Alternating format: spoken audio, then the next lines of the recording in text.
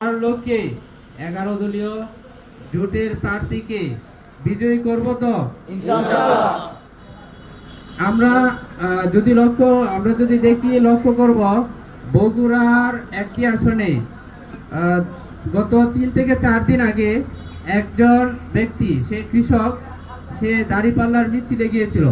তো যাওয়ার পর পরদিন সকালে উঠে দেখে তার যে ধান ক্ষেত, সেটা ধান গাছ তুলে ওটাতে মই দিয়ে দিচ্ছে, সেটা নষ্ট করে ফেলছে।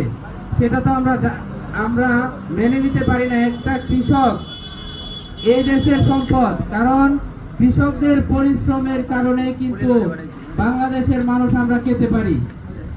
সুতরাং তাদের ইচ্ছা যে যে কোনো রাজনৈতিক দলের সমর্থন করতে পারে, এই জন্য একজন মানুষের ধান ক্ষেত নষ্ট করে দেয়া, সেটা কি ওই হাসিনা যে স্বৈরাচার ছিল তার থেকে কম অপরাধ? আমি মনে করি বাংলাদেশের ইতিহাসে যারা স্বৈরাচারগিরি করে গেছে তাদের পতন অনিবার্য, হয়তো সেটা দুদিন আগে না হয় পরে।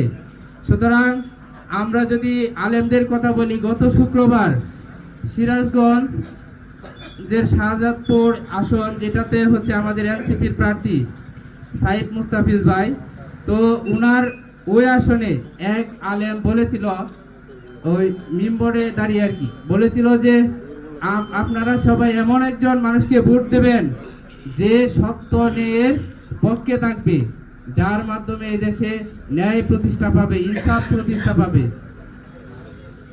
সাথে সাথে তার উপর আক্রমণ করা হয়। আমরা যাকে বড় দল বলতেছি না, ওই বড় দলের ব্যক্তিরা কিন্তু আমাদের ইমামের উপর আক্রমণ করতেছে। 24 পরবর্তী বাংলাদেশে যদি কোনো আলেম নির্যাতনের শিকার হয়, সেটা আমরা কোনোভাবেই মেনে নিতে পারি না। সেটা আমরা 12 তারিখ ভোটের মাধ্যমে প্রমাণ করে দিব। ইনশাআল্লাহ। যে দেশে হাসিনা একজন চৌকিদার থেকে সচিব পর্যন্ত তার নিজের করে নিয়েছিল, সে কি বাংলাদেশে টিকতে পেরেছে? এই আলেম সমাজ সেটা দেখিয়ে দিয়েছে।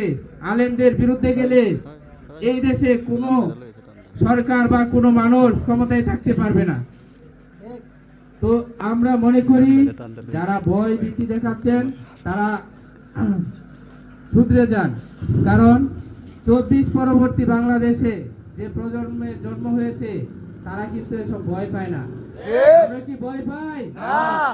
আমরা 24 পরবর্তী প্রজন্ম, আমাদেরকে বলা হয় জেনজি। আমরা কিন্তু আসলে ওই হাসিনার গুলির সামনে আমরা বুক পেতে দিয়েছি না? আরেকবার যদি লড়াই আসে, আমরা আবার গুলির সামনে বুক পেতে দিব ইনশাআল্লাহ। তো আমার প্রত্যেকের কাছে একটা অনুরোধ থাকবে, আপনারা আর হয়তো 3-4 দিন আছে, আপনারা ধৈর্য ধরে সবাই আপনাদের কাজগুলো করে যান, ইনশাআল্লাহ আমাদের বিজয় হবে। যারা জোর জবরদস্তি করতেছে তারা আসলে একটা সময় যে আর আমাদের সাথে পারবে না। আর একটা বিষয় হচ্ছে, আমরা কাউকে ভয় দেখাবো না, আমরা ভয়ের রাজনীতিও চাই না, কিন্তু আমাদেরকে যদি কেউ ভয় দেখায়, আমরা কি ছাড়বো তাকে? আমরা এই বাংলার মাটিতে এই ভয়ের রাজনীতি আর কাউকে করতে দিব না ইনশাআল্লাহ। সম্মানিত উপস্থিতি, আপনাদেরকে আবার শুভেচ্ছা জানিয়ে আমি আমার বক্তব্য শেষ করছি। ধন্যবাদ। সম্মানিত